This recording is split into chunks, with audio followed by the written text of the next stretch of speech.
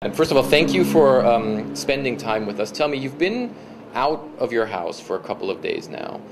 How have you been experiencing the people here? What have they been telling you about what they would like you to do in the future? They are so enthusiastic about trying to help us to achieve change. And change is the great word. They feel that there's a great need for change in this country, and that's what they all want, and especially the younger people. I've been telling everybody over the last few days that one of the greatest changes that I've noticed since I was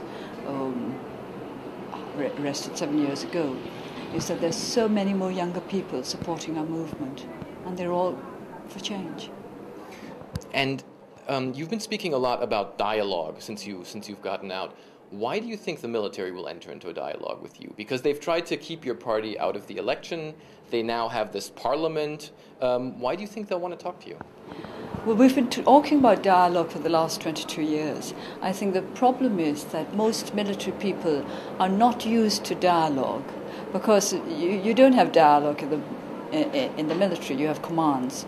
And I think perhaps some of them don't quite understand what we mean by dialogue. What we mean by dialogue is let's talk to each other. We'll tell you what we want. You tell us what we want. We come to some kind of compromise. Obviously, there'll be times when we don't agree with each other, but we don't have to then say, I'm not going to talk to you anymore. You talk a bit more. You try to find more common ground. I don't think this kind of exchange is something with which the military in general are familiar, and I think that has been our greatest problem. If you say that the military is not used to speaking and you want to empower the people, that means you're going to have to challenge the military. So what I see is campaign rallies, people maybe protesting even if peacefully. Is that the kind of things that you're thinking? Mass events? That's challenging the military. That's not something they've reacted to very well so far. Well, again, you see, I've talked about the way in which communications have changed the world. I think this is going to be a help in Burma as well. Now even the military are not completely shut off from what the people feel. They cannot pretend not to know what the people feel, what the people think, how the people wish change to be brought about. So we have to use the new developments of the 21st century to bring about a new 21st century military mentality. So then, of course, I have to ask, what about yourself in the communications revolution? You were locked up at the time that the internet happened, cell phones, Facebook and Twitter. How are you? Are you starting to already look into those fields a little bit? Well, I'm quite familiar with computers and so on, so I don't think the rest is all that difficult. I think you just get used to it. Have you been on Facebook and Twitter yet? Have you tried it yet? No, I don't have an internet line. I have to apply for that. There's a bit of difficulty there because I think you have to say that you're free from political affiliations or something like that. That could be an issue. So I'm going to say I'm not free from political affiliations, but still I'll make an application and see what happens. You've been talking a lot about dialogue, but you've also been very, very vocal on the need for dramatic change, as you say. Are you afraid they're going to lock you up again for saying that at some point? I mean, right now they seem to be letting it happen, but you never know how long that's going to last. Just dramatic change. Let's put it as change in the right direction.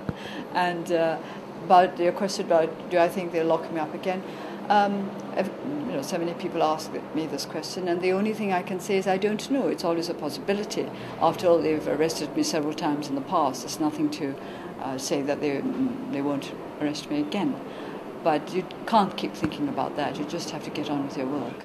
Taking that into account, though, that this could happen any time, as you say, isn't it time that you put in place a successor to yourself, someone from all these young people that you say are coming to the organization, someone lifting someone into a leadership position within the NLD, a young person at your side? I don't need a successor. I need many successors.